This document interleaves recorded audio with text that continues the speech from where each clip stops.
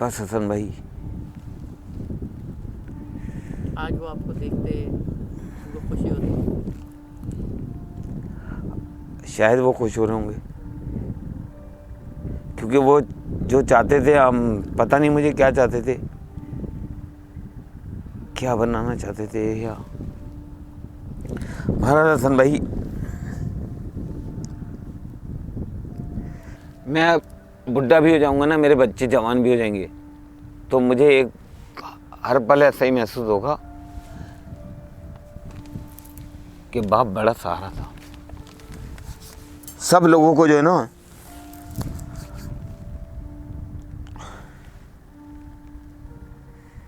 क्या सवाल करते हैं यार आप भी यार।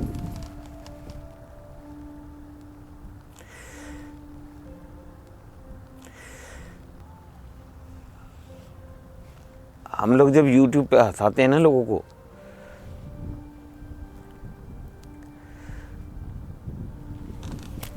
यार आपने इमोशनल कर दिया मेरे को यार, बिल्कुल।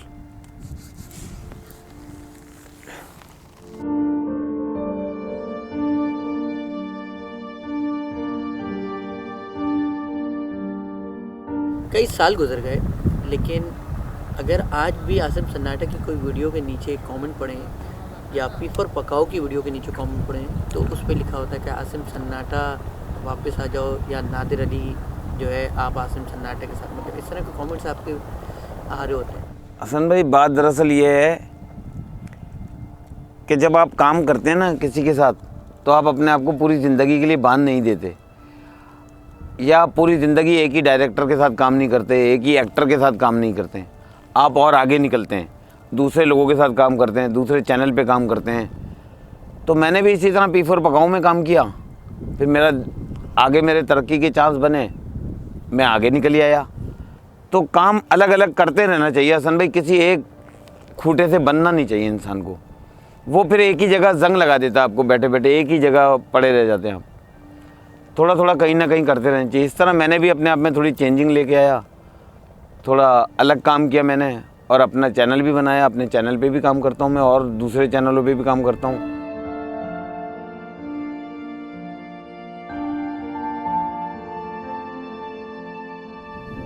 अच्छा, बहुत सारे लोग आपको आसिम सन्नाटा के नाम से जानते हैं, आपका असली नाम क्या है?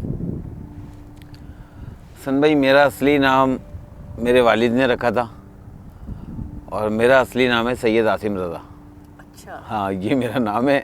पूरी दुनिया मुझे आसिम सन्नाटे के नाम से जानती है, क्योंकि उन्होंने मेरा स्क्रीन पे यही नाम सुना है। कुछ लोग सोचते हैं जैसे मैं बहुत गुस्से वाला हूँ, बहुत कोई बड़ा गैंग चलाता हूँ, या कोई मेरा ताल्लुक़ किसी अपने, जैसे लोग मोहल्ले की टोलियाँ बना लेते हैं इनसे, ऐसा कुछ नहीं है। मैं एक बड़ा सीधा साधा सा लड़का हूँ, और ना मैं लड़ता हूँ किसी से, ना मैं झगड़ता हूँ हसन भाई। बस अल्लाह ताला ने मुझे बनाया ऐसा है कि देखने वाले ये ऐसा सोचते हैं। और मैं काम से बहुत मोहब्बत करता हूँ अपने, चाहे मैं कोई भी काम करूँ, मैं किसी भी काम को बीच में छोड़ता नहीं हूँ। प्रैंक मेरे इसलिए कम आते हैं हसन भाई कि मैं एक तो नौकरी करता हूँ कहीं, मैं किसी इदारे में मुलाजिम हूँ, तो मेरी नौकरी की वजह से मैं वहाँ बहुत बिज़ी रहता हूँ। फिर अभी कुछ मेरे 1 साल से प्रैंक बहुत कम हो गए थे आना। वो मेरे रीढ़ की हड्डी में चोट लग गई थी, तो उसकी वजह से मेरे प्रैंक कम हो गए थे आना। लोगों के नज़र में प्रैंक बहुत आसान काम है। मैं अक्सर और बेशतर अपनी जान पे खेल के प्रैंक बनाता हूँ, क्योंकि मैं ज़्यादा टाइम दे नहीं सकता रोड पे खड़े होके। मैं किसी को हायर करके बुला नहीं सकता, ना मैं किसी को पैसे दे के बुला सकता हूँ। तो मैं गाड़ी से उतर के सीधा, मेरा काम है अपना काम करना अकेले। मेरी टीम अगर कहीं मैं पिट रहा होता हूँ, पहुँच गई बचाने, तो मैं बच जाता हूँ, वरना मैं बहुत मार खाता हूँ। मुझे 6 ज़ख्म ऐसे लगे हैं जिसके लिए मुझे हॉस्पिटलाइज होना पड़ा है, जिसमें मेरी फैमिली भी बहुत डिस्टर्ब हो गई, और मैं ख़ुद भी बहुत डिस्टर्ब हुआ हूँ। तो एक तो आपको पता ही होगा, वो सर फाड़ जो मटके लग गए थे, मार दिए थे मेरे, वो मेरी पूरी ये जगह आपको पता है। फिर एक साहब ने मेरे ये सरिया घुसा दिया था, तो वो ये मेरे लिए बहुत प्रॉब्लम कर गया था। फिर एक साहब ने मेरे, आपको पता होगा, पिस्टल वगैरह रख दी थी मेरे पे। मैंने अपनी ओरिजिनल लाइफ में इतनी मार कभी मैंने मार खाई नहीं, सीधी बात है। क्योंकि ना मैंने अपनी अगर मार खाई होगी तो अपने वालिद से खाई थी मैंने, बाकी मैंने किसी से कभी, क्योंकि मैं लड़ता झगड़ता हूँ नहीं हसन भाई, तो मेरी मार लगी नहीं। लेकिन प्रैंक में जब से मैं आया मैंने बहुत मार खाई है। तो लोग ये सोचते हैं ना कि प्रैंक बहुत आसान काम है। अगर सच्चा प्रैंक करना है तो आपको अपनी जान ऐसे हथेली पे रखनी है, आपको पता ही नहीं है कि कौन आपके साथ आके क्या कर देगा। तो ये है ज़िंदगी प्रैंक स्टार की।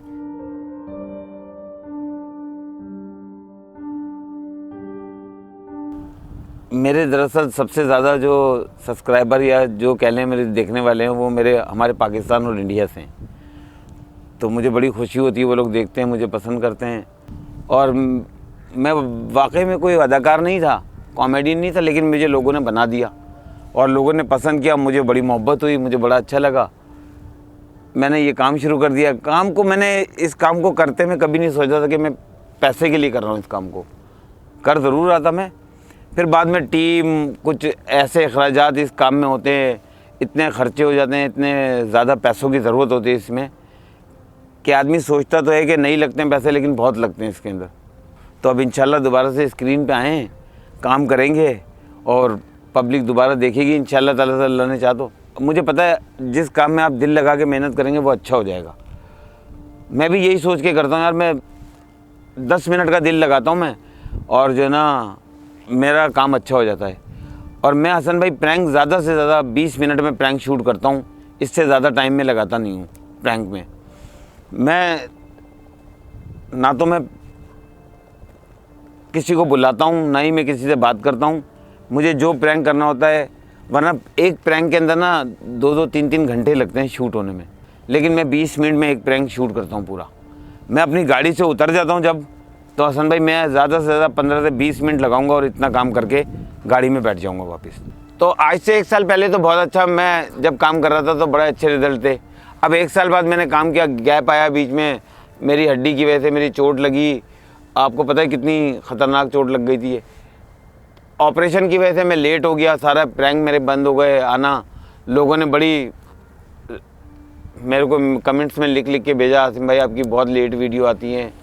मैं बहुत शुक्रगुजार हूँ उस ऑडियंस का जो जानना चाहती है, लेकिन मैं वादा नहीं कर रहा हसन भाई, मेरे हफ्ते में 2 प्रैंक ज़रूर आएंगे इंशाल्लाह ताला। सारे दोस्त समझ सकते हैं कि यार मैं बहुत बिज़ी हूँ, जिन चक्करों में बिज़ी हूँ आपको पता है। और जो है ना पूरी कोशिश है, अब मैं सही हो गया हूँ तो अब मेरी तबीयत अच्छी है, मैं 2 प्रैंक ज़रूर हफ्ते में डालूँगा। समंदर से आपकी बड़ी याद है? समंदर में मैंने अपनी ज़िंदगी का एक हिस्सा समंदर में गुजारा है। मैं सोशल मीडिया से पहले फ़िशिंग किया करता था, तो मैंने इसी तरह मैं फ़िशरमैन बन गया, मुझे शौक़ बढ़ता गया। फिर मैंने समंदर का चप्पा चप्पा छाना, जो हमारे हुदूद में लगता है, जहाँ तक भी पूरा छाना है मैंने। मैं काफ़ी अरसे तक खुद मछलियाँ पकड़ता रहा, एक बिज़नेस किया था समझ लें समंदर का, कि बस शौक़ इतना था मुझे फ़िशिंग का, बहुत ज़्यादा शौक़ था। मुझे खुशी हो या कोई ट्रेजेडी या कोई मुझे कहीं से डांट पड़ी हो या कोई वो क्या अभी आपने बोला था तलखी मिली हो, तो मैं समंदर की तरफ ही आता हूँ। मेरा सबसे ज़्यादा जुनून समंदर है। और मेरी फैमिली को भी पता लग जाता था कि ये इस टाइम कहाँ गया होगा, उन्हें भी पता लग जाता कि ये यहाँ गया होगा। कितने दिन रहते थे हसन भाई मैं सबसे ज़्यादा समंदर में 12 दिन रहा हूँ जी। 12 दिन, रात दिन में समंदर में था, मैंने ज़मीन नहीं देखी थी। और तूफान वगैरह सारी चीज़ें देखी आपने? हसन भाई मैंने अपनी जितने अरसे समंदर में ज़िंदगी गुजारी ना, मैंने 2 तूफ़ान देखे। एक मैंने समंदर के बीचों बीच देखा, जिसमें मुझे क्या, हमारे सारे लोगों को उम्मीद थी कि हम मर जाएंगे, और बिल्कुल यही था। लेकिन ज़िंदगी जब लिखी है तो क्या करेंगे, वो इतना ख़तरनाक था। मैं और मेरा दोस्त है, हम दोनों अलग अलग घोड़ों पे थे। घोड़ा कहते हैं एक बड़ी कश्ती को। तो तूफ़ान ने जब हमें घेरा तो हमने अपनी दोनों कश्तियों को बांध लिया था आपस में कि हम लोग जुदा नहीं हों। लेकिन कुदरत का करना ऐसा था कि लहरें इतनी ऊंची थी कि हसन भाई मैं कश्ती में नीचे बैठ के ऊपर लहरें देख रहा था। तो ऊपर नीचे होने में तो हमारा दूसरा घोड़ा टूट गया, रस्सी टूट गई। वो मेरा दोस्त कहाँ चला गया, उसमें भी 11-12 लोग थे, मैं जिसमें था उसमें भी 7-8 लोग थे। तो हम जुदा हो गए। पूरी रात हमने वो तूफ़ान देखा है, वो तूफ़ान देखा है। जैसे अभी बताते हुए ना आपको, मेरे को ये बात मेरे जिस्म में कपकपी सी हो रही है। अल्लाह ताला ने फरमाया है कुरान शरीफ के अंदर कि दरिया में कश्तियाँ उतारो और अपनी रोज़ी कमाओ। तो कश्ती कभी भी कोई सोचता है ना कि हम ऐसे ही गए कश्ती पलट जाएगी या डूब जाएगी, कभी कश्ती डूबती नहीं है। ऐसे बड़े बड़े तूफ़ान आते हैं, छोटी सी कश्ती भी कभी कभी उनको हैंडल कर लेती है। अगर ये कश्तियाँ डूबने का डर होता ना हसन भाई, तो मैं जितनी दूर दूर तक फ़िशिंग करने गया हूँ आप सोच नहीं सकते। जब हम यहाँ से निकलते थे ना, तो हम सिंध के पट्टे से होते हुए, तो हमारे लोग जो है ना, इंडिया और पाकिस्तान कोई बॉर्डर नहीं है समंदर में कि कोई बॉर्डर लाइन होगी। आप यकीन करेंगे हमारे लोग बॉर्डर लाइन तक, जो जहाँ तक वहाँ तक शिकार खेलते हैं, यानी बम्बई तक के अंदर। और वो लोग भी वहाँ वहाँ पता ही नहीं है कि हम इंडिया में घुस गए, हम पाकिस्तान में घुस गए। इस तरह के वो बॉर्डर हैं। तो हिंदुस्तान मछुआरों से भी मुलाकात होती होगी? हसन भाई हमारी 2 दफ़ा मुलाकात हुई। हम एक जगह है काजर और एक जगह है तुरशान। मैं काजर पे भी मिला हूँ एक दफ़ा इंडियन कश्ती से, और एक दफ़ा एक जगह है सीर, वहाँ पे भी मिला हूँ। तो मैंने काजर तक बहुत शिकार खेला है। ये काजर बहुत दूर है, समझ लें कि आप बहुत कराची के कम लोग होंगे जिन्होंने कभी काजर देखा होगा। ये बीचों बीच समंदर में है और बहुत बड़ा समंदर है। इसके आने जाने में इतना बड़ा समंदर है कि हम वैसे तो बता नहीं सकते, लेकिन बहुत सफ़र ख़तरनाक है, लंबा सफ़र है, दिनों का सफ़र है। और हमारे पास जो बोटें होती हैं वो कोई स्पीड बोटें नहीं होती हैं कि हमने यूँ बटन दबाया और 2 घंटे में पहुंच गया हम वहाँ। हसन भाई ये जो सफ़र मैं आपको बता रहा हूँ, ये 1-1, 2-2 दिन, 3-3 दिन लग गए इन सफ़रों में। लेकिन मछली का जुनून इतना था कि अपनी जान की बाजी लगा के हद से गुजर जाते थे मछली पकड़ने के लिए।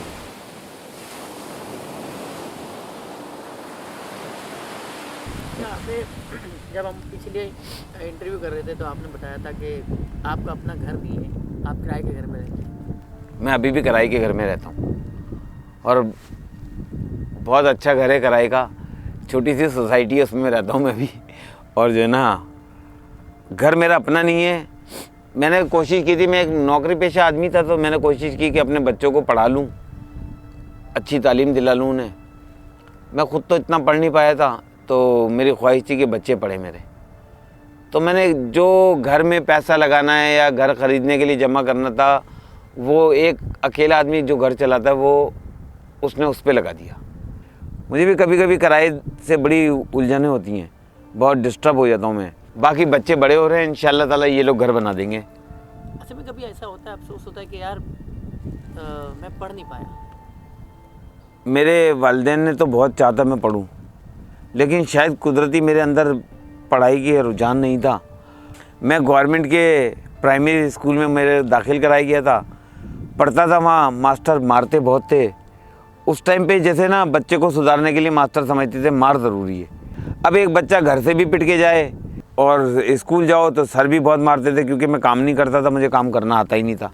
लाइफ में एक कमी महसूस होती है बहुत बड़ी, ये कि अगर मैं पढ़ लेता तो बहुत अच्छा होता।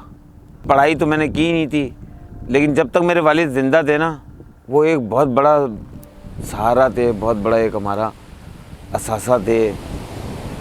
वो हर वक्त मेरे लिए फ़िक्रमंद रहते थे, हर वक्त मेरी जद्दोजहद में रहते थे, हर वक्त चाहते थे ये कुछ बन जाए। तो मेरे वालिद के डेथ जल्दी हो गई। और जो है ना, हम लोग जैसे घर में एक होते हैं ना, वालिद का रौब दबदबा तो बहुत ज़्यादा था हमारे वालिद का ना, मेरे अब्बू का। और अब्बू मेरे नौकरी करते थे, वो भी गुस्सा भी उनका भी तेज़ था। कोई कंप्लेन हो जाए तो मार पड़ती थी। कभी कभी उनकी मार से बड़ा वो अजीब लगता था कि यार अब्बा हर वक्त मारते रहते हैं। जब अब्बा बीमार हो गए तो दिल करता है यार अब ये मारते ही नहीं यार हमारे को। तो बड़ा बहुत अच्छे रिलेशन थे मेरे वालिद से अपने, बहुत अच्छे से, बहुत सही इंसान थे मेरे वालिद।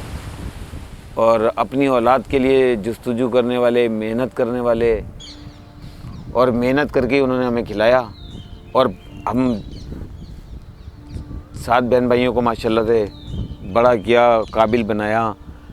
और उन्हें पता नहीं था कि मैं आसिम, जिसके लिए वो जुस्तजू करते हैं, कोशिश करते हैं, चाहते हैं कि ये कुछ बने तो वो यूट्यूबर बन जाएगा या वो एक अच्छी कंपनी में नौकरी कर लेगा, ये उनको मालूम नहीं था।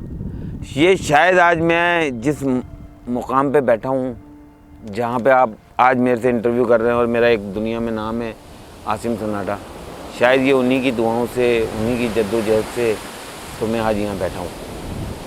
इंतकाल के बाद से हम लोगों ने अपने आप को थोड़ा संभाला, तो जब याद आता है अपने वालिद का दौर तो लगता है कि कोई मजबूत कंधा था। बस हसन भाई, आज वो आपको देखते उनको खुशी होती? शायद वो खुश हो रहे होंगे, क्योंकि वो जो चाहते थे, हम पता नहीं मुझे क्या चाहते थे, क्या बनाना चाहते थे या महाराज हसन भाई, बाप के बगैर जिंदगी में कुछ नहीं होता, बहुत बड़ा सहारा होता है। मैं बुढ़ा भी हो जाऊंगा ना, मेरे बच्चे जवान भी हो जाएंगे, तो मुझे एक हर पल ऐसा ही महसूस होगा कि बाप बड़ा सहारा था। सब लोगों को जो है ना,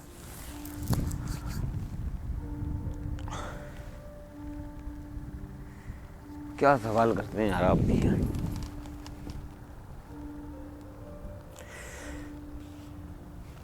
हम लोग जब YouTube पे हंसाते हैं ना लोगों को,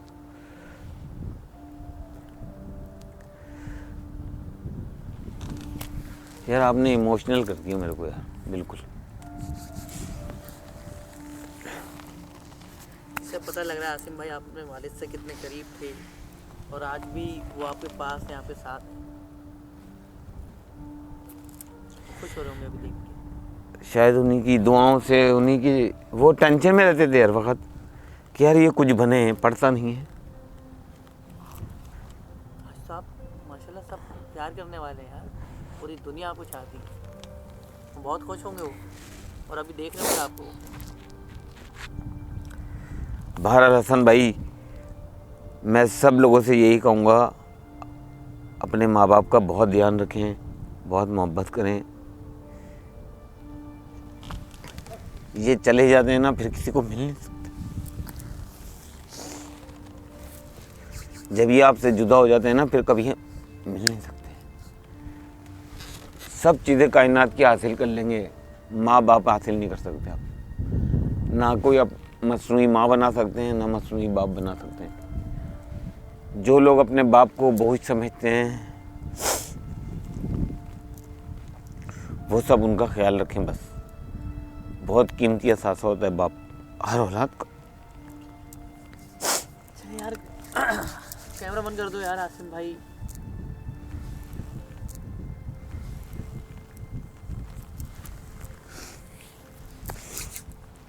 इनके बगैर कोई चीज़ भी आपको मैसर नहीं होती। आज मैं जिस मुकाम पे हूँ, शायद मैं अपने वालिद और अपनी वालदा की दुआओं से हूँ, और मेरे वालिद फ़िक्रमंद थे, इसलिए आज मैं अच्छे मुकाम पे।